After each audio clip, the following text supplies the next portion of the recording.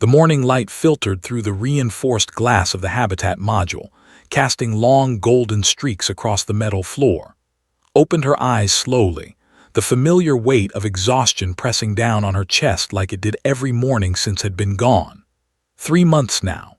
3 months of waking up alone in the bed they had shared, of reaching across cold sheets to find nothing but empty space.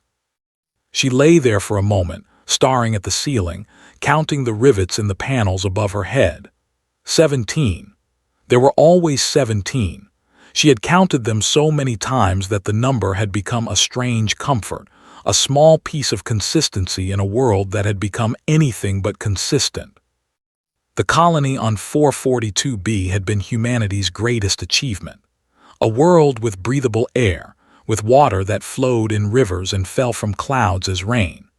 A world where humans could walk outside without suits, could feel real wind on their faces, could plant seeds in actual soil and watch them grow.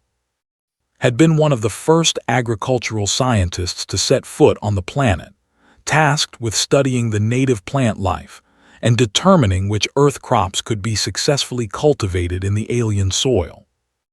Had been her partner in every sense of the word. They had met during training on Earth, had fallen in love during the long journey through space, and had built this small habitat together on the edge of the main settlement. He had been fascinated by the creatures that roamed the forests and plains of their new home. His enthusiasm had been infectious, his wonder at every new discovery reminding why they had traveled so far from everything they had ever known. But 3 months ago, everything had changed. Pushed herself up slowly, swinging her legs over the side of the bed. The floor was cold against her bare feet, and she welcomed the sensation. It helped her feel present, grounded in the moment rather than lost in memories that hurt too much to examine closely. She walked to the small kitchen area, her movements automatic and mechanical. Coffee. She needed coffee. The colony had brought thousands of carefully preserved seeds from Earth, and coffee beans had been considered essential for morale. Was grateful for that decision every single morning. As the machine hummed to life, she turned to look at the main living area of the habitat. Her eyes, as they did every morning, found his chair. It was a simple thing, really. Just a chair that had brought from Earth, one of his few personal items that had made the journey across the stars. It was old and worn, the leather cracked in places, the cushions compressed from years of use. Had loved that chair. He would sit in it for hours, reading reports, making notes about the creatures he studied, or simply staring out the window at the alien landscape that had become their home. Had not sat in that chair since he died. She could not bring herself to do it. The chair remained exactly where he had left it, facing the window, waiting for someone who would never return. But this morning, something was different. His breath caught in her throat as she stared at the chair. She was not alone. Curled up on the seat, their bodies tangled together in a warm pile of fur and limbs, were 3 small creatures. Cubs. That was what had called them, though they were not cubs in any Earth sense of the word. They were the native species of 442b that had fascinated more than any other. They were extraordinary beings. The adults stood nearly 7 feet tall, their bodies covered in thick fur that shifted in color with their emotions.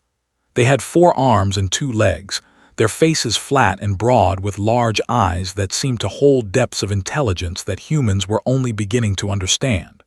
They lived in family groups deep in the forests, and they had mostly avoided the human settlement, watching from a distance with what seemed like cautious curiosity. Had been determined to make contact with them. He had spent months observing their behavior, learning their patterns, trying to understand their communication. And slowly, gradually, he had succeeded. A female named Ra had begun to approach the habitat, drawn by his patient presence and the offerings of fruit he left at the forest's edge. Remembered the first time had brought Ra to meet her. The alien had stood in their doorway, her golden fur rippling with colors could not interpret, her 4 arms held close to her body in what said was a gesture of peaceful intent. Had been terrified but had been glowing with joy. Over the following months, A relationship had developed. Ra had a mate named Al and 3 young cubs. The cubs had been endlessly curious about the strange human creatures who had come to their world and had delighted in their attention.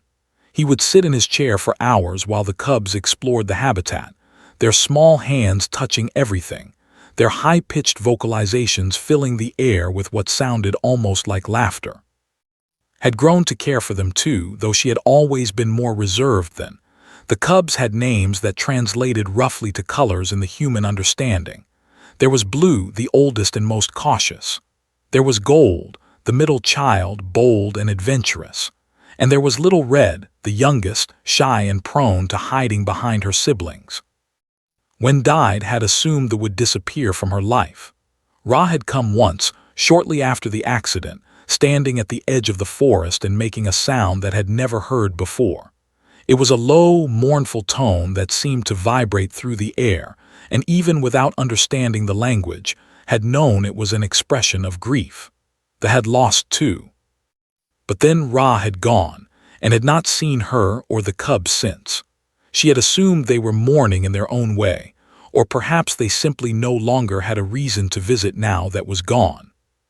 Yet here they were, Blue, Gold, and Little Red curled up together in his chair, sleeping peacefully as if they belonged there. Stood frozen, the coffee machine beeping behind her to signal that her drink was ready. She ignored it. She could not look away from the sight before her. How had they gotten in? The habitat was sealed at night, protected against the various creatures that roamed the forest after dark. Always checked the locks before going to bed. It was one of her rituals, one of the things she did without thinking, because thinking too much about anything these days led to places she did not want to go. But as she looked more carefully, she saw that the window on the far side of the room was open just a crack. It was a window that had modified, adding a manual override so he could open it on warm days when the climate control seemed excessive. Had not opened that window in months. She had forgotten it was even possible. The cubs must have figured it out. They were clever, had always said. Cleverer than humans gave them credit for. They learned quickly, adapted easily, and remembered everything. Took a step forward, and Little Red's eyes opened. The cub was the smallest of the 3, her fur a deep russet color that reminded of autumn leaves back on Earth. Her eyes were large and dark, and they fixed on with an expression that seemed to hold far more understanding than any animal should possess. For a long moment neither of them moved, barely breathed. She did not know what to do, what to say, what the cub expected from her. Then Little Red made a small sound, a soft chirping noise that had come to associate with contentment. The cub shifted slightly, pressing closer to her siblings, but her eyes never left his face. Felt something crack inside her chest. It was not a painful feeling exactly. It was more like ice breaking apart after a long winter, like something that had been frozen was finally beginning to thaw. She walked slowly across the room, giving the cubs plenty of time to see her coming, plenty of time to flee if they chose. But none of them moved. Blue opened one eye, watched approach, and then closed it again with what seemed like deliberate unconcern. Gold did not stir at all, lost in whatever dreams cubs dreamed. Stopped beside the chair. She had not stood this close to it since the morning he had sat in it for the last time, drinking his coffee and talking excitedly about a new discovery he had made, something about the migration patterns that he wanted to investigate further. She had kissed him goodbye that morning. A quick kiss, distracted, her mind already on the soil samples she needed to analyze. If she had known it would be the last time, she would have held on longer. She would have memorized the feel of his arms around her, the smell of his skin, the sound of his voice. But nobody ever knew when the last time would be the last time. That was one of the truths of existence. Sank down slowly, sitting on the floor beside the chair. The cubs watched her, 3 pairs of dark eyes reflecting the morning light. She reached out one hand, moving carefully, and let it rest on the arm of the chair. The leather was warm from the cub's body heat.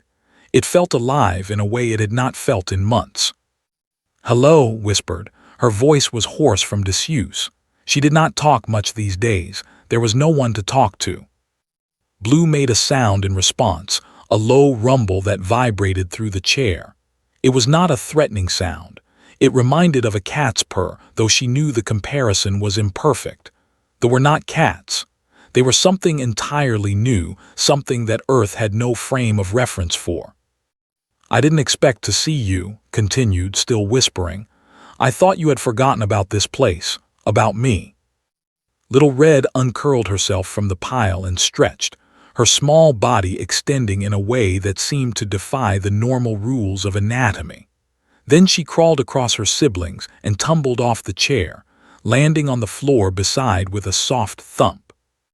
Held very still as the cub approached her. Little Red's nose twitched, sniffing the air, and then she pressed her small body against leg.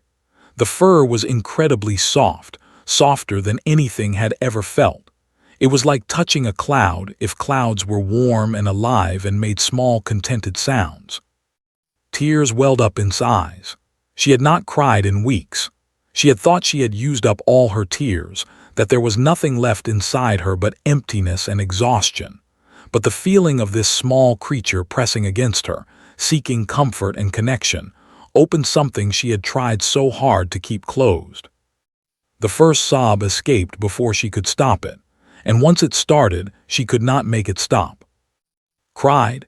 She cried for the future they would never have, for all the dreams that had died with him on that mountainside.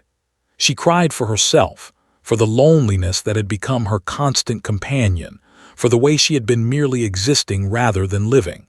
She cried for the cubs, who had lost a friend they could not fully understand, who had come to this place looking for something they could not name. And through it all, Little Red stayed pressed against her leg. Blue and Gold woke fully and watched from the chair, their dark eyes solemn and somehow compassionate. They did not flee from her grief. They sat with it, witnessed it, shared in it in their own alien way. Did not know how long she sat there on the floor crying herself empty, but eventually the tears stopped. The sobs quieted to hiccups and then to silence. She felt wrung out, exhausted in a way that was different from her usual tiredness. This was a cleaner exhaustion, like the feeling after a long run or a hard day of work. It was an exhaustion that came from release rather than from burden. She looked down at Little Red, who had not moved throughout her breakdown. The cub looked back at her, and for a moment could have sworn she saw understanding in those dark eyes. "Thank you," whispered. Little Red chirped. The morning passed slowly, made her coffee, finally, and drank it while sitting on the floor beside the chair. The cubs did not seem inclined to leave, and found she did not want them to. Their presence was comforting in a way she had not expected, filling the habitat with warmth and life that had been absent for so long. Blue eventually climbed down from the chair and began exploring the habitat, touching objects with curious hands, sniffing at things, making small sounds that seemed to indicate interest or confusion.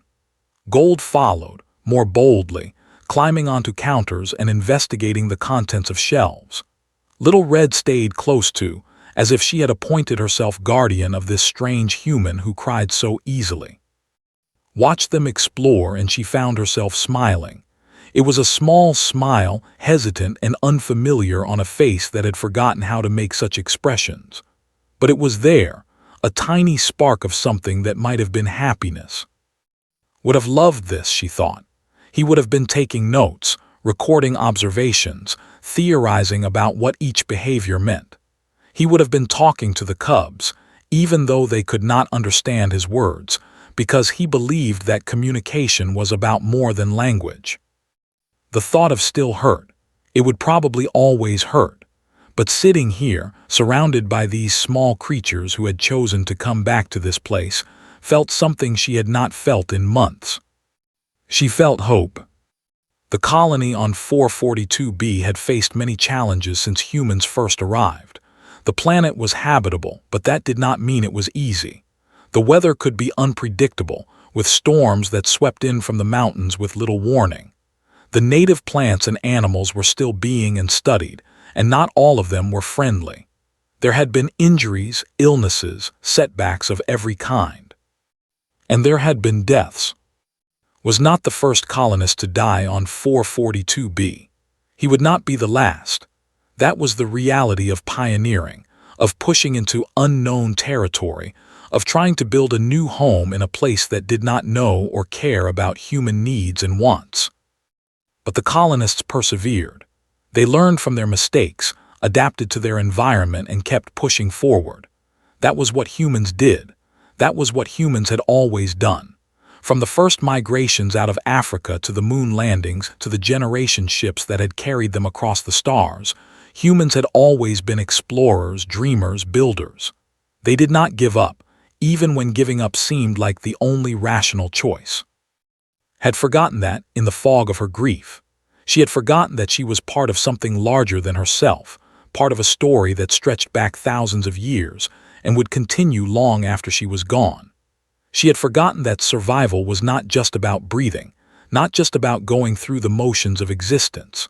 Survival was about finding reasons to keep going, about building connections, about creating meaning in a universe that offered none on its own. The cubs had reminded her of that simply by being here, simply by curling up in its chair and sleeping peacefully, trusting that this place was safe, that they were welcome. They had crossed some boundary, made some choice to return to this habitat even though the human who had first befriended them was gone. They had chosen, even though she had given them no reason to do so. Or perhaps she had.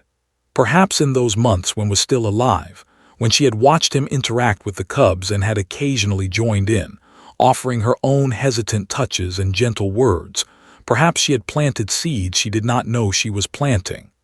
Perhaps the cubs remembered her kindness, small as it was, and had come seeking it again in their own time of need. Because it occurred to, watching them explore, that the cubs must be grieving too, had been their friend. He had spent hours with them, playing and learning and building bridges across the vast gulf between their species. His absence must have left a hole in their lives just as it had left a hole in hers. Maybe that was why they had come. Maybe they needed her as much as she was beginning to realize she needed them. Around midday, heard a sound from outside the habitat. It was a deep, resonant call, almost musical in its tone. Blue, Gold, and Little Red all stopped what they were doing and turned toward the window. Knew that sound. It was Ra calling for her cubs. The three young made sounds in response, high-pitched and eager. They scrambled toward the window, their small bodies moving with surprising speed. But at the window they stopped. They looked back their dark eyes holding what seemed like a question. Pushed herself up from the floor, her joints protesting after sitting so long. She walked to the window and looked out. Ra stood at the edge of the forest, her tall form almost hidden among the trees.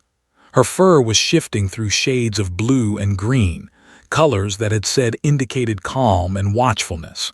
Beside her stood Al, the cub's father, his fur a deep purple that had never seen before. Opened the window wider. The cubs chirped and began to climb out, but before they could go, Little Red turned back one more time. The smallest cub made a sound, a single note that seemed to hang in the air between them. Then she was gone, scrambling down the side of the habitat and running toward her parents. Blue and Gold followed, and within moments the family was reunited. Ra gathered her cubs close, her 4 arms wrapping around them in an embrace that transcended species boundaries. Al touched each cub gently, his large hands incredibly delicate. Stood at the window and watched. She expected them to disappear into the forest, to return to their world and leave her alone with her grief once more. But Ra looked up. Her large eyes found, and across the distance between them something passed, an acknowledgement, a recognition, a promise. Then Ra made a sound, a low tone that seemed to vibrate through his chest. It was not the mournful sound she had made after his death. This was something different, warmer, more hopeful. Did not know what the sound meant, not exactly, but she knew what it felt like. It felt like an invitation. The days that followed were different from the days that had come before. still woke alone, still reached across empty sheets, still felt the weight of loss pressing down on her. But now there was something else too, an anticipation, a reason to get out of bed beyond mere routine. The cubs came back, not every day but often. Sometimes all three would appear at the window at dawn, ready to explore the habitat and sit in its chair. Sometimes only one or two would come. Little Red came most often and began to think of her as a friend in a way she had not expected to think of an alien creature. She started leaving the window unlatched at night, making it easier for them to come and go. She cleared a space in the habitat where they could play, removing fragile equipment and sharp objects. She began to research diet and preferences, trying to figure out what foods she could offer that would be safe and enjoyable for them. She was adapting. That was what humans did. They faced the unknown and they adapted.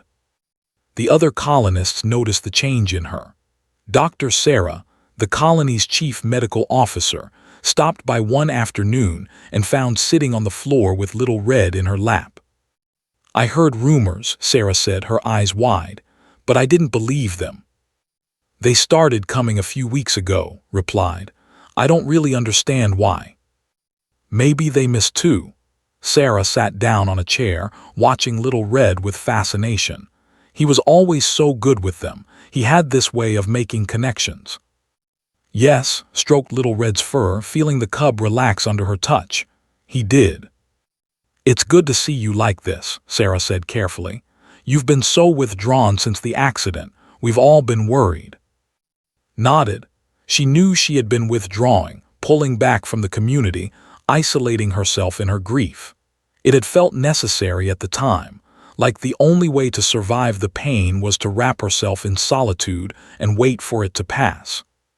But pain did not pass. Not really.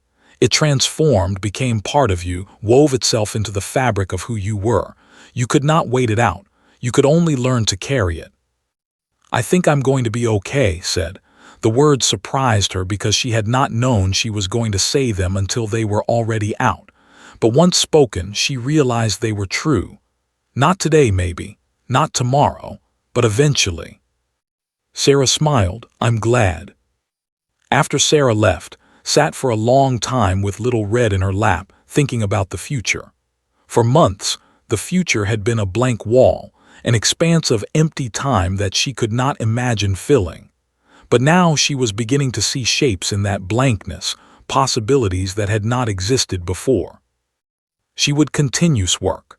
The thought came to her suddenly and fully formed, as if it had been waiting in the back of her mind for the right moment to emerge. She was Nada, but she had learned so much from over the years. She knew his methods, his theories, his dreams. She could carry them forward, could continue building the bridges he had started to build. And they were reaching out too. Ra came to the edge of the forest more often now, watching the habitat with what seemed like interest. Al came too, his purple fur shifting to warmer colors as he observed his cubs playing with the human woman who had become part of their lives.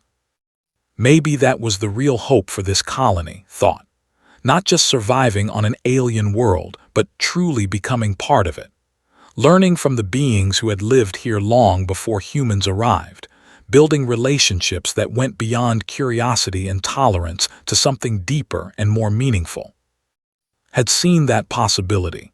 He had worked toward it every day of his too short life, and now would carry that torch, would keep that flame burning, would honor his memory by continuing his mission. The sun was setting outside the window, painting the alien sky in shades of orange and purple that no Earth sunset had ever matched. Little Red stirred in its lap, her small body twitching with dreams. Looked down at the cub, this small creature who had chosen to come to her in her darkest time, who had sat with her grief and reminded her that she was not alone. Across the room, his chair sat empty, waiting for its next occupants to arrive. Tomorrow the cubs would come again, and would be here, ready to welcome them. For the first time in 3 months, that felt like enough. The weeks that followed brought changes that could not have predicted. Her decision to continue research was met with enthusiasm by the colony leadership, who had been struggling to find someone qualified and willing to take over the xenobiology program. Was not as skilled as had been, but she had something that no one else possessed, a relationship with the that had been built on trust and grief, and the strange bonds that form between beings who have lost someone they both loved. She began spending more time outside the habitat, venturing into the forest at the edges of the settlement. The trees here were unlike anything on Earth, with bark that shifted color with the seasons and leaves that sang in the wind, producing melodies that had given the colonists months of wonder when they first arrived. Had theorized that the trees were somehow communicating through these sounds, passing information from one to another through a biological mechanism that humans did not yet understand. Recorded the songs now them trying to find patterns. It was slow work, meticulous work, the kind of work that required patience and attention to detail. It was perfect for her. The cubs often accompanied her on these expeditions. They seemed to understand that she was continuing the work that had started, and they helped in their own way, leading her to places in the forest that she would never have found on her own, showing her plants and creatures that the colonists had not yet. Blue was particularly helpful. The oldest cub had a gift for finding things, a sense for what was interesting or important. He would disappear into the underbrush and return moments later, chirping excitedly, leading to some new discovery. A type of fungus that glowed in the dark. A pool of water where creatures too small to see swam in vast numbers. A clearing where the trees bent their branches toward the sun in a way that created perfect circles of light on the forest floor. Gold was more interested in the human equipment. She would watch intently as set up recording devices, her 4 hands touching the machines with careful curiosity. Began teaching her, in a limited way, how to use them. It was amazing how quickly the cub learned. Within weeks, Gold was operating the basic recorders on her own, pressing buttons with her small fingers and chirping with satisfaction when the devices responded. Little Red stayed close to always. The smallest cub seemed to have adopted her, following her everywhere, sleeping at her feet, making distressed sounds whenever was out of sight. It was a responsibility that had not asked for, but one that she accepted gladly. The relationship with the adult deepened too. Ra began approaching the habitat regularly, bringing gifts of food from the forest, reciprocated with offerings of her own, fruits and vegetables from the colony's greenhouses that the seemed to enjoy. They did not yet have language between them, not in any conventional sense, but they were communicating nonetheless, building a vocabulary of gestures and sounds and shared experiences. Al remained more cautious, watching from a distance, but even he was warming to his presence. One day, he approached the habitat on his own without Ra or the cubs. He stood at the window for a long time, looking at his chair, and made a sound that had never heard before. It was soft and sad, and it made his eyes fill with tears. She opened the window and gestured for him to come inside. He hesitated, his purple fur flickering with colors she could not interpret. Then slowly, he climbed through the window and stood in the habitat, his tall form making the space feel smaller than it usually did. He went to the chair. His chair. He stood before it for a moment, and then he reached out with one of his 4 hands and touched the worn leather. Watched, her heart aching. She did not know what they believed about death, did not know if they had concepts of afterlife or remembrance or grief, but she knew what she was seeing. Al was mourning in his own way for the human who had been his friend. "I miss him too," said softly. Al turned to look at her. His eyes were not like human eyes, but somehow they held the same depth of emotion, the same capacity for sorrow. He made a sound, a low rumble that seemed to resonate through his chest. Then he did something unexpected. He reached out with another hand and touched his face. His fingers were warm and gentle, barely brushing her skin. It was a gesture of connection, of comfort, of shared grief. Stood very still, letting him touch her, letting herself be seen and acknowledged by this being from another world. And in that moment, she felt something shift inside her. The walls she had built around her heart, the barriers she had erected to protect herself from further pain, began to crack and crumble. She was not alone. She had never been alone, not really. Even in her darkest moments, there had been beings reaching out to her, trying to connect, trying to share the burden of existence. She had been too lost in her grief to see them, but they had been there all along. The cubs, Ra, Al, the other colonists who had checked on her, who had worried about her, who had been waiting for her to emerge from her cocoon of sorrow, even, in a way, his memory, his legacy, his love. These things did not die when he died. They lived on in her and in everyone whose life he had touched. Al removed his hand from her face and turned back to the chair. He sat down in it, his large body making the furniture look small and inadequate. But he sat there anyway, closing his eyes, as if he was trying to feel something of the human who had sat there before him. Sat on the floor beside the chair, just as she had done on the morning when the cubs first appeared. They sat together in silence, human, and sharing a grief that needed no words. Outside, the sun continued its slow arc across the sky, and the trees sang their endless songs, and life went on in its strange and beautiful and painful way. When Al finally left, climbing out the window and disappearing into the forest, felt different, lighter somehow, as if a weight she had been carrying for months had finally been set down. She looked at its chair, at the impression Al's body had left in the cushions. The chair was no longer untouchable, no longer a shrine to grief and loss. It had become something else, a meeting place, a bridge between worlds. Walked to the chair and sat down in it for the first time since died. The leather was warm from Al's body heat.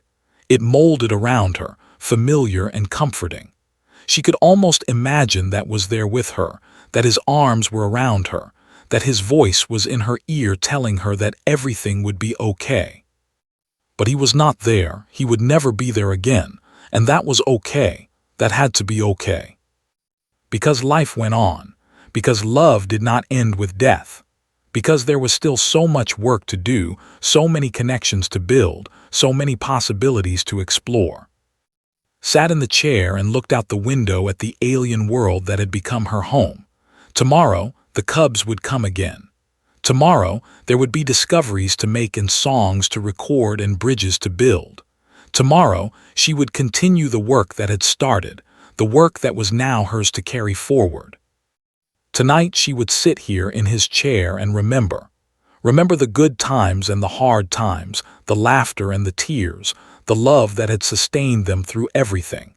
Remember who he was and who she was with him, and who she was becoming without him. The stars came out, strange constellations in an alien sky, and watched them until her eyes grew heavy and sleep finally claimed her. She dreamed of. He was smiling, that brilliant smile that had made her fall in love with him all those years ago. He was standing at the edge of the forest, beckoning to her, and she was walking toward him, not afraid, not sad, just happy to see him again. When she woke, the cubs were there. Blue and Gold were exploring the habitat, their small bodies full of energy and curiosity. Little Red was curled up in her lap, warm and content. Ant's chair held them all, human and together. A quiet retreat from a world that was strange and beautiful and full of possibility. Smiled, really smiled, for the first time in 3 months. It was going to be a good day. The rains came to 442B without warning.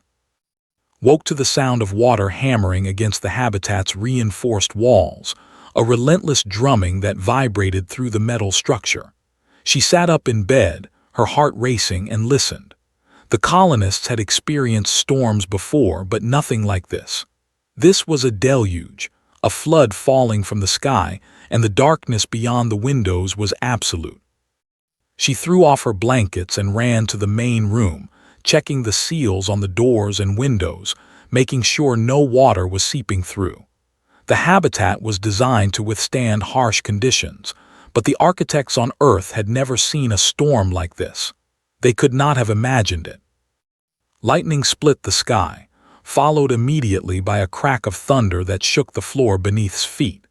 In the flash of light, She saw the trees at the edge of the forest bending almost double, their branches whipping in winds that had to be close to hurricane force. The cubs, the thought struck her like a physical blow. Where were the cubs in this storm? She pressed her face to the window, straining to see through the sheets of rain. The forest was a dark mass, indistinguishable from the sky, and there was no sign of movement anywhere. They must have retreated to their shelters, wherever those were, had never discovered exactly where the family groups lived when they were not wandering the forest. It was one of the many mysteries he had hoped to solve. But what if the cubs had been caught outside? What if they had been making their way to the habitat when the storm hit? What if they were out there now, small and vulnerable, lost in the darkness and the rain? Could not bear the thought. She paced the habitat, checking and rechecking the windows, straining to hear anything beyond the roar of the storm. Minutes passed, then hours. The rain did not let up. If anything, it seemed to intensify, the drops so heavy that they sounded like stones striking the metal roof. Around midnight, there was a sound at the window, a scratching, desperate sound that cut through the noise of the storm. Ran to the window and pulled it open. Rain immediately soaked her face and arms, but she did not care. She reached out into the darkness and felt something grab her hand. Small fingers, wet fur, a body shivering with cold. She pulled, and Little Red tumbled through the window onto the habitat floor. The cub was soaked and terrified, her fur plastered flat against her small body, her dark eyes wild with fear. She made sounds had never heard before, high-pitched and desperate, and dropped to her knees and gathered the cub into her arms. "It's okay," said, even though she knew Little Red could not understand the words. "You're safe now, you're safe." Little Red clung to her, shaking violently, and held her tight and rocked back and forth, trying to provide comfort through warmth and presence and the simple act of holding. But where were Blue and Gold? Where were Ra and Al? Looked at the open window at the rain still pouring in. Little Red had come alone. That could not be good. She wrapped the cub in a blanket and set her on his chair, then grabbed a waterproof jacket and a flashlight. She was going out there. She had to find the others. The colony had protocols for storms, rules about when it was safe to go outside and when it was not. This storm clearly fell into the category of not safe, would be violating multiple regulations by leaving the habitat. She could be reprimanded, disciplined, even expelled from the research program. She did not care. She stepped out into the storm. The force of the wind nearly knocked her off her feet. Rain lashed her face, making it impossible to see more than a few meters ahead. The flashlight was almost useless, its beam swallowed by the darkness and the water, but pressed forward, leaning into the wind, calling out even though she knew her voice would be lost in the roar. The forest was chaos. Branches had broken from trees and lay scattered across the ground, creating obstacles that she stumbled over and tripped through. Water was running in streams down the slope, pooling in low spots, turning the ground into a treacherous maze of mud and debris. Had no idea where she was going. She knew the forest well from her months of research, but the storm had transformed it into something unrecognizable. Landmarks she relied on had been swept away or obscured. She was navigating by instinct alone, following some deep-seated sense that told her to keep moving, to keep searching. She found Blue first. The cub was huddled at the base of a large tree, pressed against the trunk, trying to shelter from the wind. His fur had turned almost black from the rain, and he was so still that his heart stopped for a moment, thinking she was too late. But then he looked up, saw her, and made a sound of desperate relief. Scooped him up, tucking him inside her jacket against her chest. He was cold, so cold, his small body barely able to generate enough heat to keep him alive. She held him close and kept moving. Gold was harder to find. The middle cub had apparently tried to run, to find shelter somewhere else, and had gotten lost in the storm. Searched for what felt like hours, calling out, sweeping her flashlight in arcs through the rain. The cold was seeping into her bones, and her muscles were beginning to tremble with exhaustion, but she kept searching. She found Gold caught in a tangle of fallen branches, trapped by debris that had pinned her small body to the ground. The cub was conscious but weak, barely able to make sounds in response to his voice. Dropped to her knees and began pulling at the branches. Her hands were numb, clumsy with cold, and the wood was slick with rain. But she pulled and tugged and lifted, and slowly, agonizingly, she freed Gold from the trap. The cub crawled into her arms and added her to the bundle inside her jacket. 2 cubs now, pressed against her chest, depending on her for warmth and survival. She had to get back to the habitat. She had pushed too far into the forest, and she was not sure she could find her way back in this darkness, but she had to try. Turned and began walking in what she hoped was the right direction. The storm showed no signs of letting up.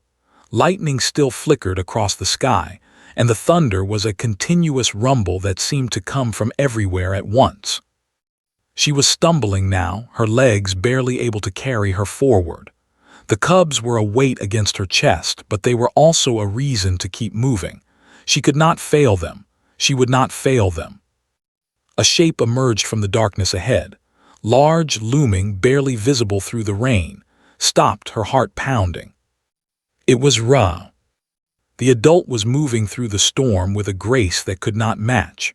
Her 4 arms reached out and steadied, preventing her from falling. Her large eyes looked down at the cubs pressed against his chest, and she made a sound that was somehow audible above the noise of the storm. Relief, gratitude, love. Ra took Gold from, cradling the cub against her own chest with 2 of her arms. She kept the other 2 extended, one steadying, the other pointing through the rain in a direction could not see. They walked together through the storm. Ra led the way, finding paths through the debris that would never have seen on her own. The forest that had seemed like chaos to was navigable to Ra, full of landmarks and signs that her alien eyes could read even in this darkness. They reached the habitat in minutes, though it had felt like hours too. She stumbled through the door and collapsed onto the floor, her strength finally giving out. Blue and Gold tumbled from her jacket, and Ra gathered all 3 cubs close, checking them for injuries, making sounds that seemed to be both scolding and comforting. Lay on the floor and breathed. Her clothes were soaked, her body was frozen, and she could barely feel her hands and feet. But the cubs were safe. They were all safe. Little Red crawled over to her and pressed against her side.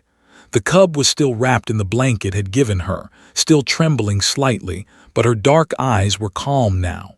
Safe. Managed to lift one hand and rest it on Little Red's head. The cub made a contented sound and closed her eyes. She must have slept, because when she opened her eyes again, the storm had passed. Morning light was filtering through the windows, and the sky outside was a clear, brilliant blue. The world looked fresh and clean, washed by the rain, and there were birds calling in the distance. The first sound heard as she became fully conscious was not the birds, though. It was the sound of movement in the habitat. She turned her head and saw something that made her breath catch in her throat. The entire family was there. Ra was sitting in his chair, the 3 cubs piled in her lap. Al was standing near the window, his fur a calm shade of blue that had never seen on him before. And there were others.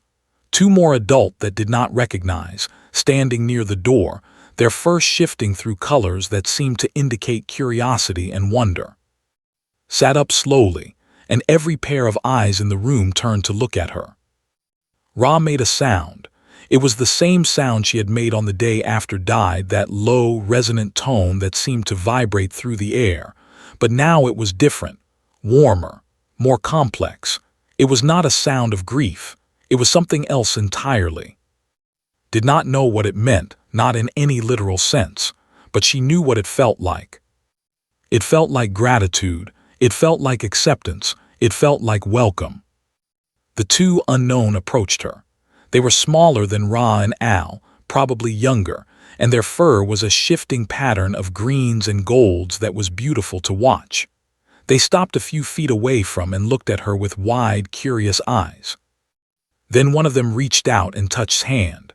The touch was gentle, almost reverent, and it lingered for a long moment before the pulled back. Did not know what this meant either, but she found herself reaching back, extending her own hand toward the young. The alien clasped her hand in its own, 4 fingers wrapping around her 5, and they stood there for a moment, connected. Something had changed. Could feel it in the air, could see it in the way they looked at her, could sense it in the depths of her own heart. The night's events had shifted something fundamental in the relationship between her and this alien family. She had risked her life for the cubs, had gone into the storm when any rational person would have stayed safely inside. She had proved something, though she was not sure exactly what. Or maybe she did know. Maybe she had proved what had always believed, what he had spent his life trying to demonstrate, that humans were worthy of trust, that they could be friends, partners, family, to beings from another world. Al stepped forward and made a sound that had come to recognize as his version of approval. His purple fur had warmed to a shade of violet that was almost friendly. He reached out and touched her shoulder, a gesture that had learned was significant among a mark of respect and connection. She was being welcomed, not just tolerated, not just accepted, but truly welcomed into their family. Felt tears welling up in her eyes, but she did not try to hide them. They had seen her cry before. They understood in their own way what human tears meant. They did not judge her for her emotion. If anything, they seemed to appreciate it, to see it as evidence that humans felt deeply, that they were capable of the kind of love and grief and joy that made relationships meaningful. The cubs untangled themselves from Ra's lap and ran too. They climbed over her, pressing against her, making sounds of happiness and relief. Blue nuzzled her neck. Gold grabbed her hand and would not let go. Little Red, as always, claimed her lap as personal territory and settled in for an extended stay. Laughed. It was a sound that surprised her, bubbling up from somewhere deep inside, a release of tension and fear and love all mixed together. She laughed, and the cubs seemed to understand, their own sounds rising in pitch and frequency to match her joy. The days that followed the storm were days of recovery and rebuilding. The colony had sustained significant damage. Several structures had been compromised, and the power grid had failed in multiple locations. There was work to be done, repairs to be made, systems to be restored. But there was also something else, something new. They began to help. It started small. Ra and Al appeared at the edge of the settlement the day after the storm, carrying bundles of materials. Long vines that could be woven into rope, leaves that were naturally waterproof and could be used to patch leaks, stones that had been shaped by unknown hands into tools that were perfect for digging and lifting. The colonists were astonished. In all the months since landing on 442B, they had kept their distance, observing but never participating. His relationship with Ra's family had been unique, a breakthrough that no one else had been able to replicate.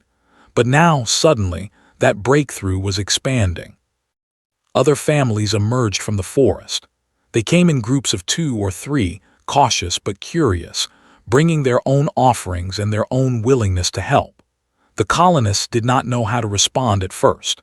They had protocols for contact with intelligent alien species, procedures that had been developed over years of planning and debate. But none of those protocols had anticipated this, a genuine alliance forming spontaneously in the aftermath of disaster. Found herself at the center of it. They seemed to look to her as a bridge, a point of contact, someone who could translate between their world and the world of the humans. She had no special qualifications for this role. She was an agricultural scientist, not a diplomat or an anthropologist. But she had something that no one else had, a relationship built on trust and grief and the shared experience of the storm. She worked alongside learning their methods, sharing human techniques, finding ways to combine the knowledge of both species. It was frustrating work at times. Communication was still limited, based mostly on gestures and expressions, and the slowly growing vocabulary of sounds that both sides were learning to interpret. Mistakes were made. Misunderstandings arose. There were moments when wanted to scream with frustration, when the gulf between human and seemed impossibly wide. But there were also moments of breakthrough. Moments when understanding flashed across that gulf like lightning, illuminating possibilities that no one had imagined. Moments when looked at Ra or Al or one of the cubs and saw not an alien, not a stranger, but a fellow person, a being with hopes and fears and dreams. These moments kept her going through the hard times. These moments reminded her why she was doing this, why it mattered. Had dreamed of this. He had spent his life working toward it, believing that humans and could be more than neighbors, more than cautious strangers sharing a planet.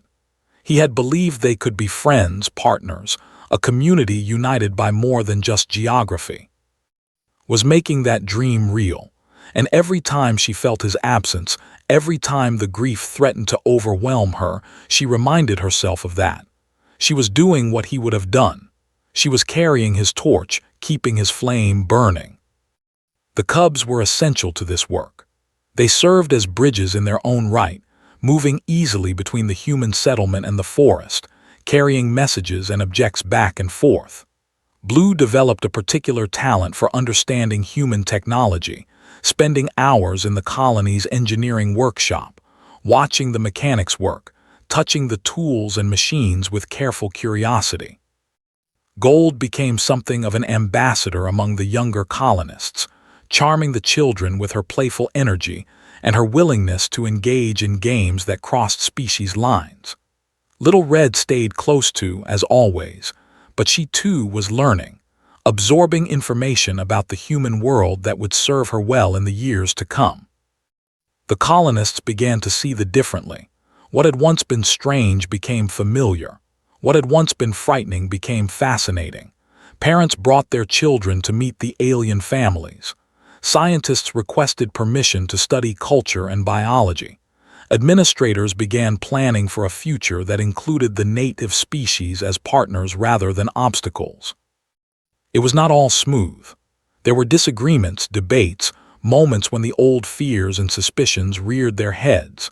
Some colonists remained convinced that they could not be trusted, that this apparent friendliness was merely a prelude to some kind of attack. Others worried about contamination, about the effects of close contact between two species that had evolved on different worlds. These concerns were not unreasonable, and took them seriously, working with the colony leadership to develop guidelines and safeguards that would protect everyone.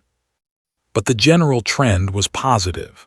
The relationship was growing, deepening, becoming something that neither humans nor could have predicted, and at the center of it all, holding it together, was. She had not asked for this role. She had not sought it out.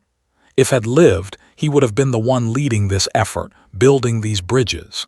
He would have been the face of human relations, the name that would be remembered in histories yet to be written.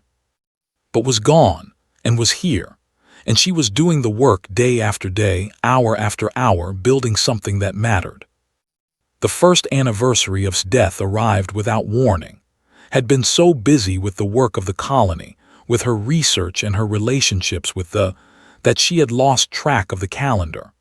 One morning she woke up and realized that exactly 1 year had passed since the accident that took his life. She sat in bed for a long time, staring at the ceiling, counting the rivets. 17. There were still 17. The grief hit her hard that morning. It came in waves, crashing over her, threatening to pull her under. She had thought she was past the worst of it, thought she had found a way to carry the weight without being crushed by it. But grief does not work that way. It does not follow a schedule or a timeline. It appears when it wants to appear, and all you can do is hold on and wait for it to pass. She did not get out of bed for hours. She lay there, crying, remembering, feeling the absence of him like a physical wound. Outside, the sun rose and the birds sang, and the world continued on its way, indifferent to her pain. Eventually, there was a sound at the window, the familiar scratch of small hands on glass. forced herself to sit up, to wipe her eyes, to face the day. She walked to the window and opened it. All three cubs climbed through. Blue, gold, little red. They looked at her with their dark eyes and could swear they understood what this day meant. Perhaps Ra had told them. Perhaps they simply sensed her grief, picking up on cues that humans could not detect but that were sensitive to. They surrounded her, not piling on, not demanding attention, just present. Blue sat beside her on the floor. Gold leaned against her leg. Little Red climbed into her lap and curled up, warm and familiar. They sat with her in her grief, just as they had on that first morning when they appeared in his chair. They did not try to fix it, did not try to make it better. They simply shared it. Ra came later that day. She climbed through the window with a grace that still amazed, her tall form folding itself to fit through the narrow opening. She was carrying something in her 4 hands, something wrapped in leaves. She set it down before and unwrapped it carefully. Inside was a stone, smooth and polished, about the size of his fist. Carved into the surface of the stone was a pattern that did not recognize. Swirls and lines that seemed to tell a story, though she did not know how to read it. Ra touched the stone, then touched her own chest, then touched his chest. She made a sound, a long, complex tone that seemed to contain multiple notes at once. Did not understand the meaning, not exactly, but she understood the intent.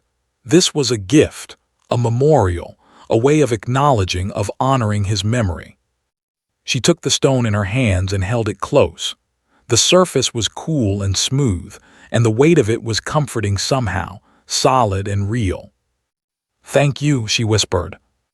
Ra made another sound, softer this time, and reached out to touch his face. It was the same gesture Al had made all those months ago, a gesture of comfort, of connection. Closed her eyes and let herself be comforted.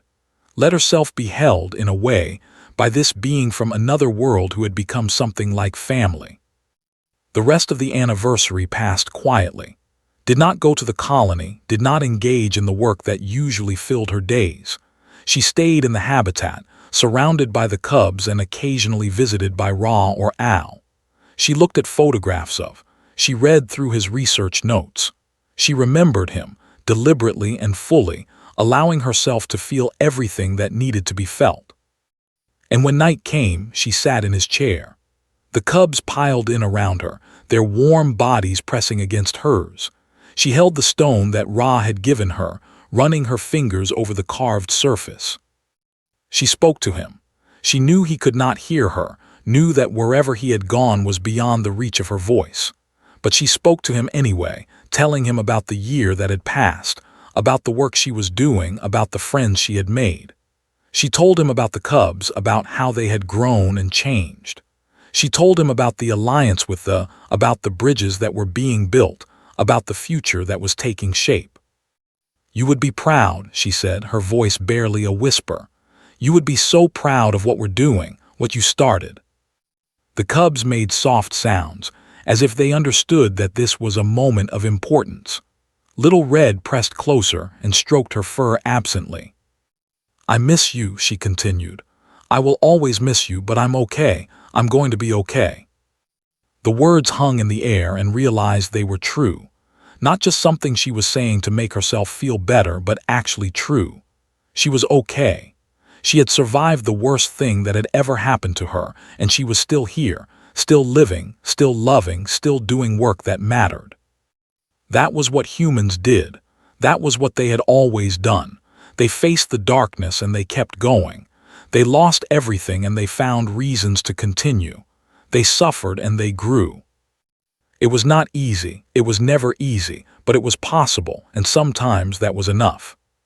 Sat in the chair until the stars came out, strange constellations in an alien sky. The cubs fell asleep around her, their breathing deep and steady, and watched the stars and thought about the future, about all the possibilities that stretched out before her. Tomorrow would be a new day. There would be work to do, challenges to face, bridges to build. There would be moments of frustration and moments of breakthrough.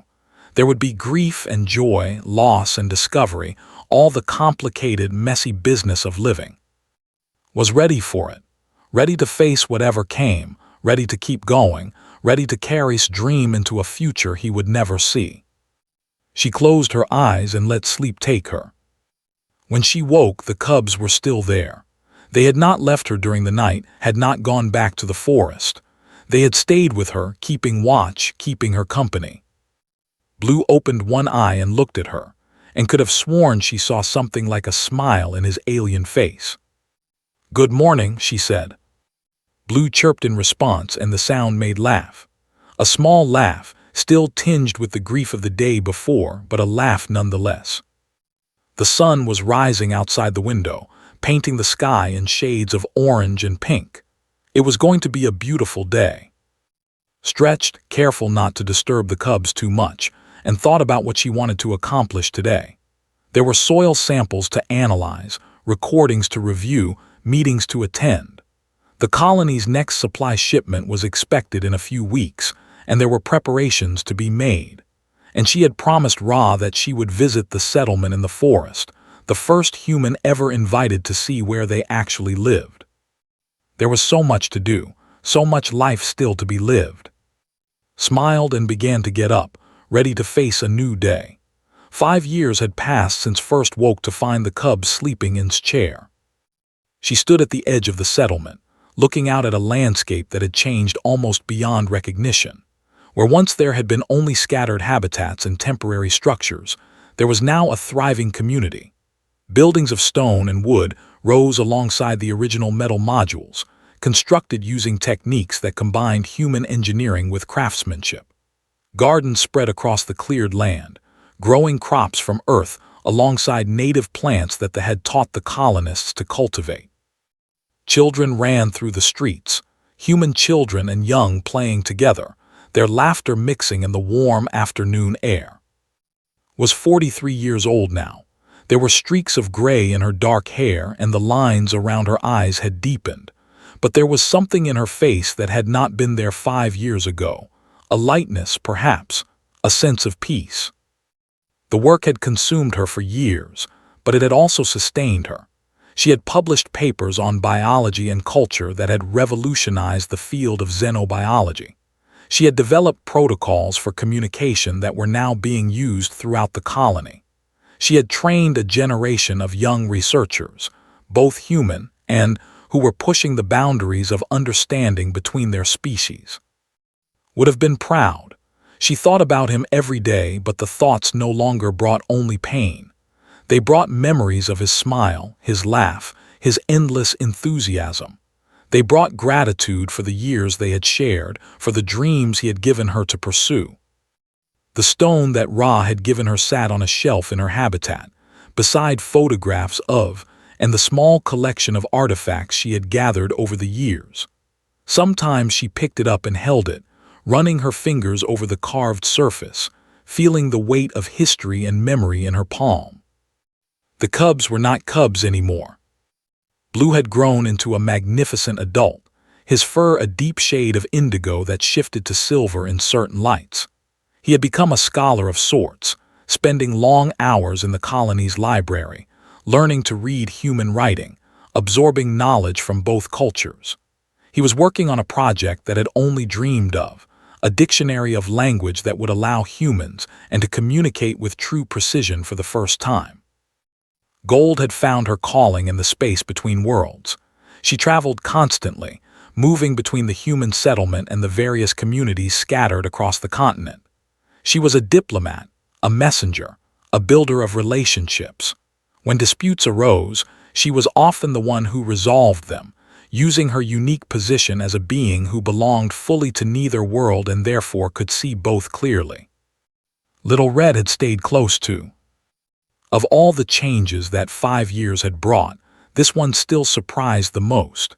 She had expected Little Red to grow up and move away, to rejoin her family fully, to forget about the strange human woman who had once held her through a storm. But Little Red had not forgotten. As she grew from cub to adolescent to young adult, she had remained at side. They worked together now. Little Red had become research partner, her translator, her bridge to the world. Where human senses fell short, Little Red's alien perceptions filled in the gaps. They communicated through a mix of sounds and gestures that had become as natural to as speaking in her native tongue. Little Red had a name now, a proper name that had finally learned to pronounce. It meant something like "she who walks between" in the complex language, a name that captured perfectly who Little Red had become. But still called her Little Red sometimes. Old habits were hard to break. The message had arrived that morning, transmitted from one of the orbital satellites that linked 442b to the wider human civilization. A ship was coming. Not a supply vessel, not a routine check-in, but a major expedition. 300 colonists, specialists and families, coming to expand the settlement and establish new outposts across the planet.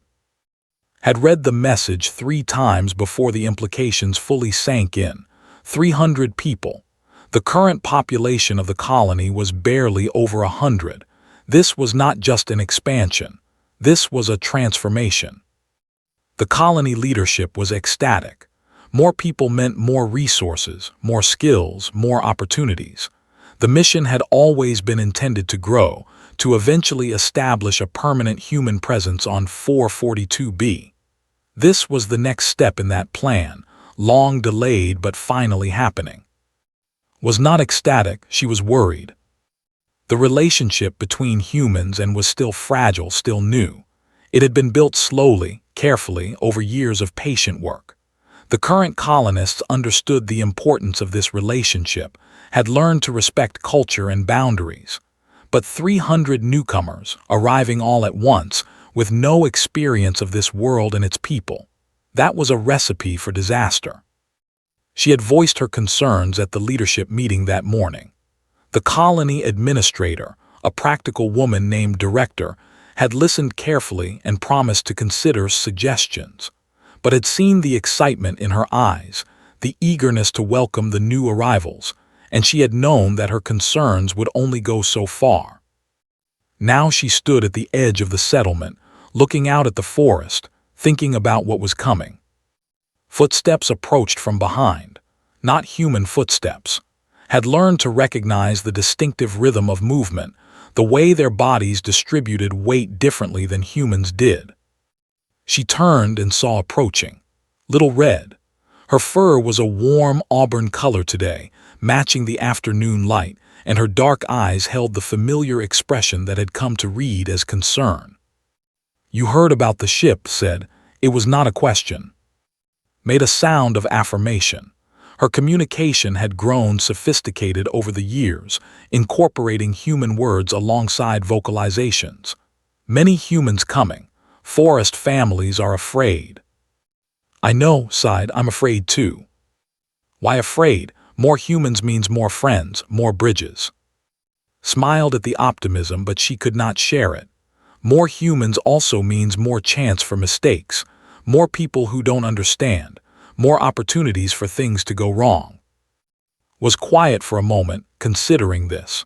Then she made a sound that had learned to interpret as thoughtful disagreement. Maybe mistakes are necessary. Maybe only through mistakes can learning happen. Maybe, looked back at the forest, at the trees that had become as familiar to her as any landscape on Earth. But some mistakes cannot be undone. Some things, once broken, cannot be fixed.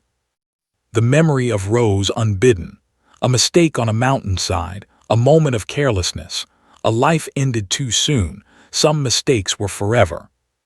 Moved closer and pressed against side the way she had done when she was small. The gesture was different now, adult to adult, but the meaning was the same. Comfort, presence, love. "I will help," said. "Blue will help, gold will help. All the who know humans will help. We will teach the new ones. We will show them how to be." Put her arm around, feeling the warmth of alien fur against her skin.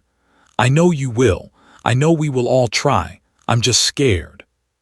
Scared is okay. Mother Rasa's scared means caring. Only those who do not care are never scared.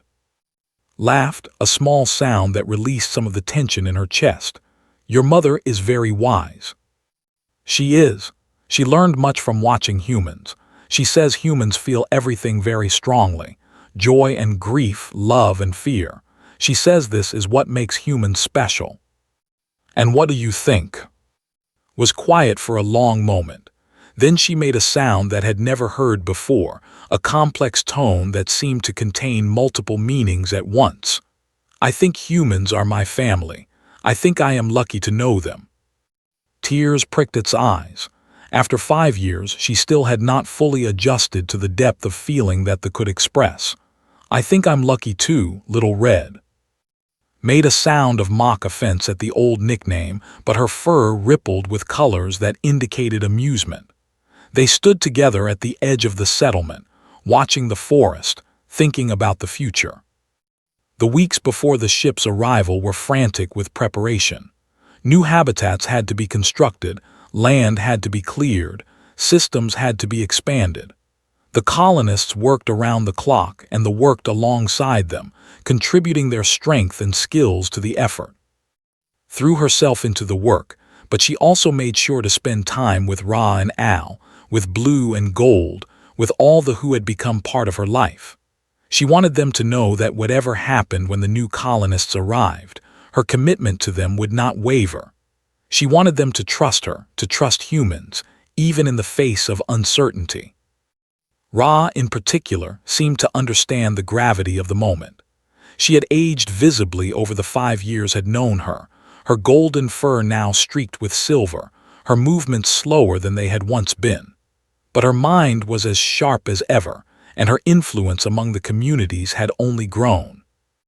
Change comes, Ra said one evening as they sat together in its habitat.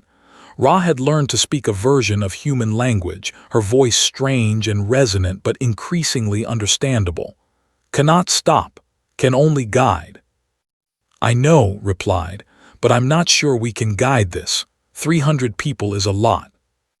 Yes, but remember, once one human was a lot was first, then you, then others. Each time we adapted, each time relationship grew. Nodded slowly. She had not thought of it that way. In the beginning, just the presence of humans on 442B had been a disruption, a challenge that they had to navigate. And they had navigated it, eventually finding a way to coexist and even to thrive together. Maybe 300 more was not as insurmountable as it seemed.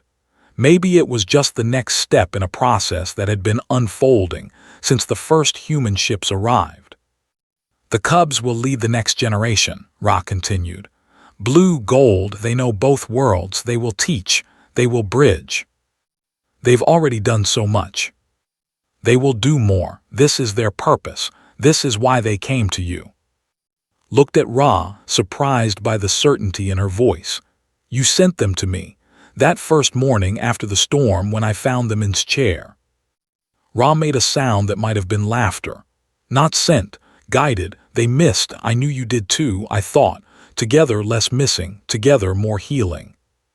Felt tears gathering again.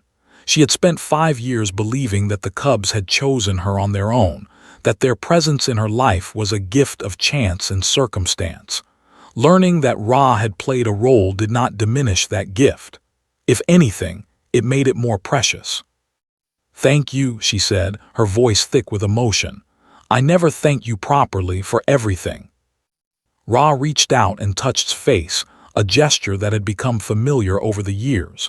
No thanks needed. Family does not thank family. Family simply is. The ship arrived on a clear morning, its descent visible across the entire colony. Watched from the landing field, surrounded by colonists and alike.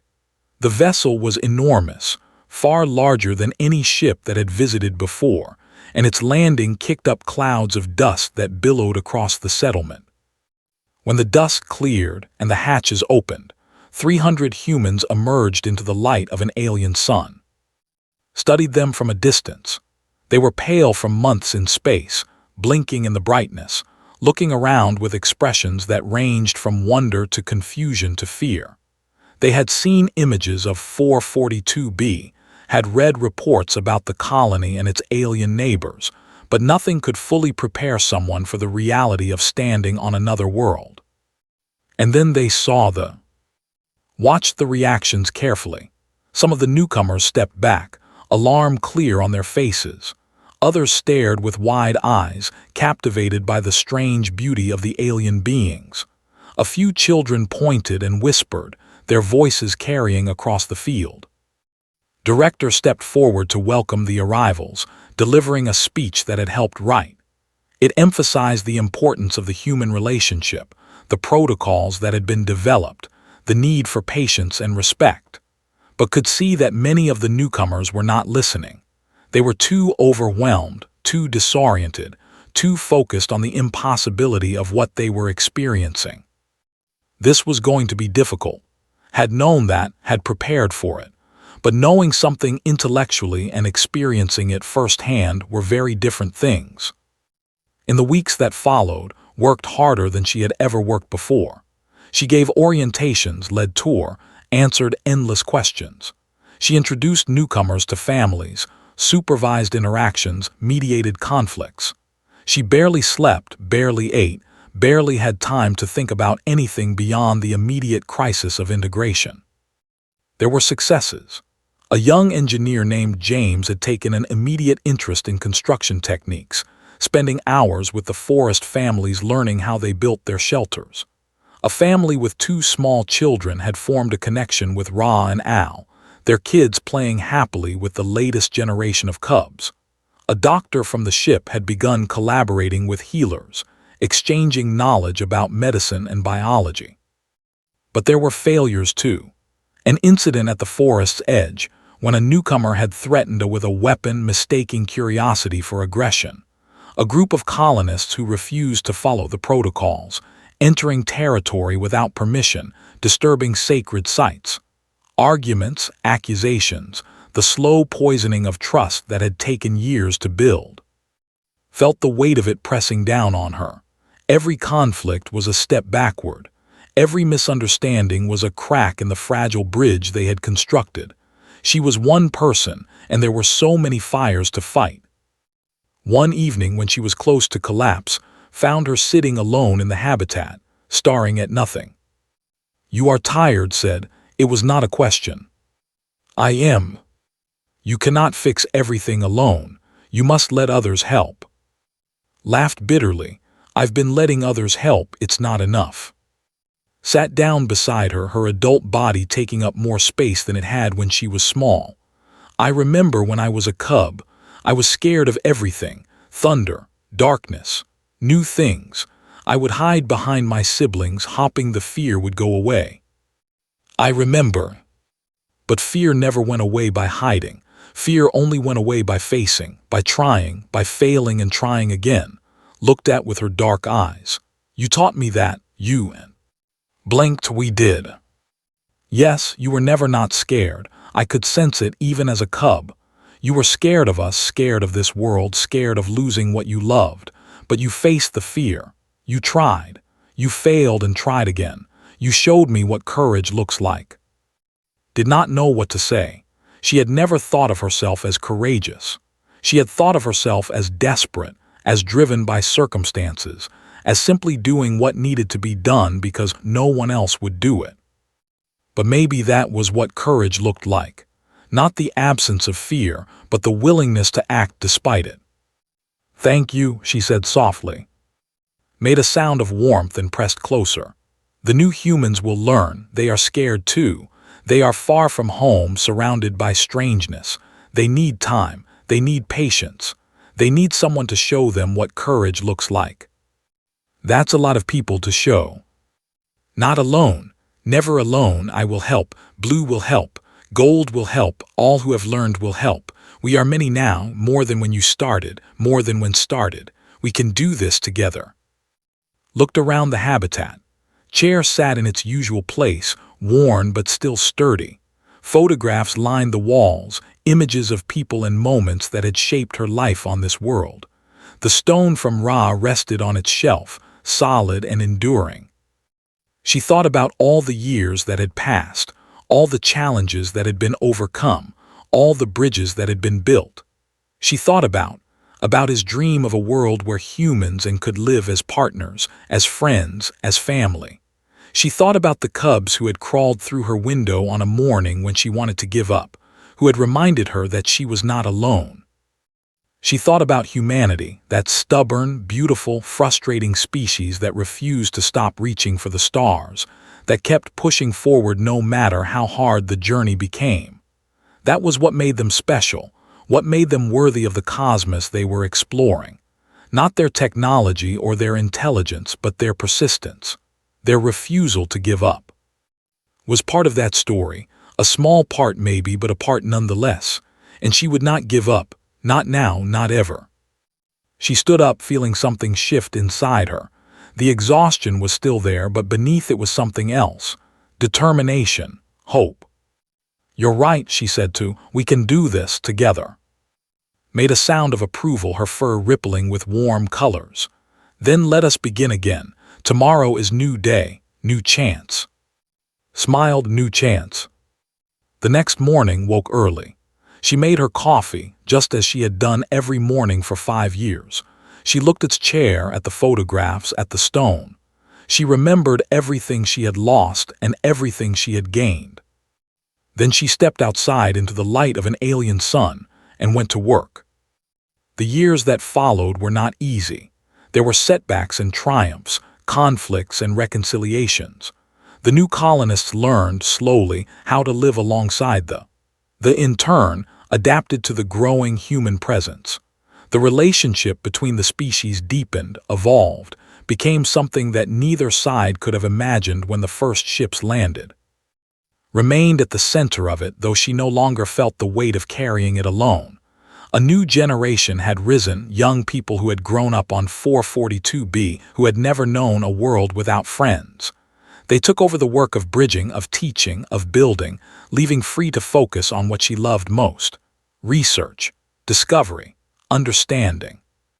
She published a book, eventually, a comprehensive study of the human relationship, from first tentative contacts to the thriving partnership that existed now. It was transmitted back to Earth, to the other colony worlds, to anyone who wanted to understand what was possible when two intelligent species chose cooperation over conflict. The book was dedicated to, and to the cubs, and to Ra, who had seen the potential for connection when everyone else saw only strangeness. Was 60 years old when Ra died. The mourned differently than humans did. There was no burial, no service, no gathering of friends and family. Ra simply walked into the forest one morning and did not return.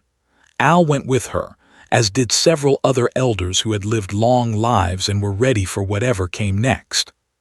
Did not pretend to understand, but she grieved in her own human way for the friend she had lost.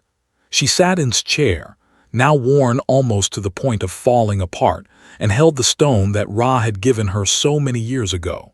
She cried and sat beside her, providing comfort as she had once received it. She was happy, said, at the end. She told me she had seen more than she ever expected to see, learned more, loved more. She said the humans were her greatest gift. Smiled through her tears. She was our greatest gift too.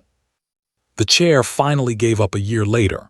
One morning, sat down and felt something crack beneath her. The frame, weakened by decades of use, had finally surrendered. She could have had it repaired. There were craftsmen in the colony who could have rebuilt it, restored it, given it another lifetime, but decided not to. Some things, she had learned, needed to be allowed to end. Some chapters needed to close so that new chapters could begin. She salvaged what she could: a piece of leather, a few screws, the cushion that still held the shape of everyone who had ever sat in it.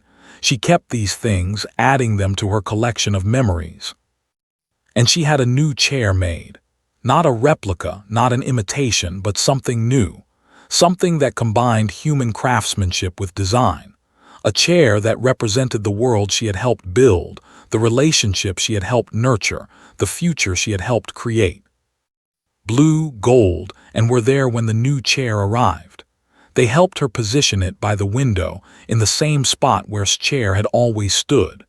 They sat with her as she settled into it for the first time.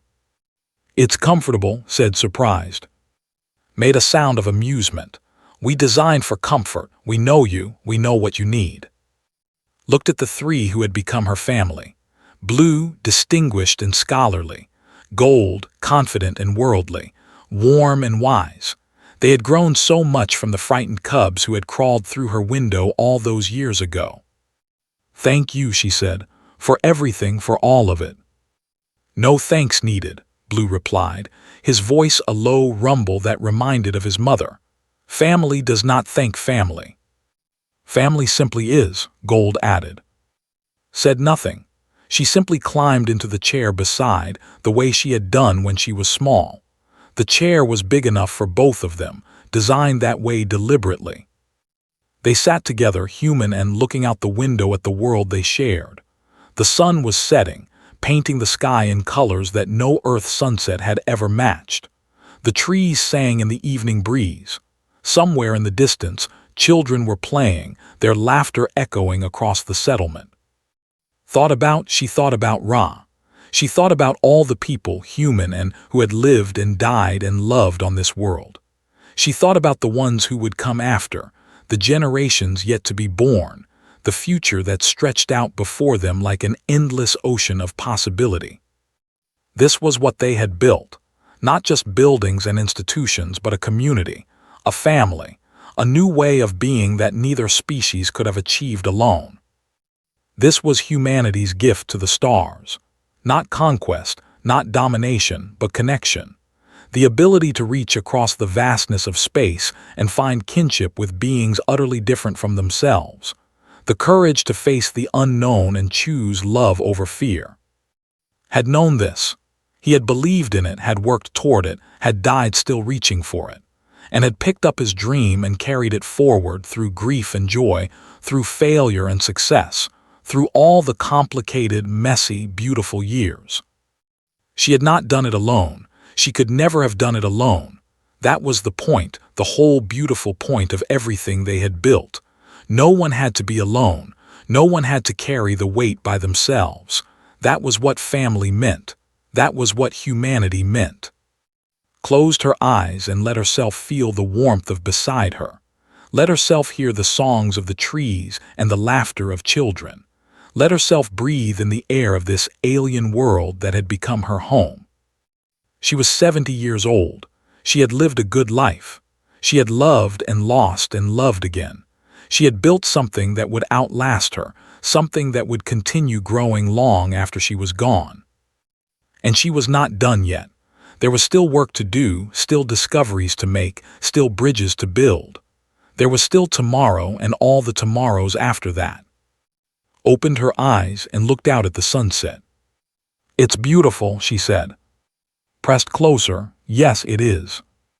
They sat together as the stars came out, as the night settled over the world, as the universe turned on its endless way. They sat in the chair that held memories and hope, in the habitat that had been a refuge and a beginning, on the planet that had become home to two species learning to be one family.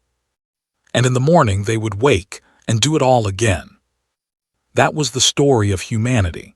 That was the story of and the cubs and everyone who had ever dared to reach across the void and find someone reaching back. It was a story without an ending, because some stories never end. They just keep growing, keep evolving, keep becoming something new. And that, perhaps, was the most human thing of all.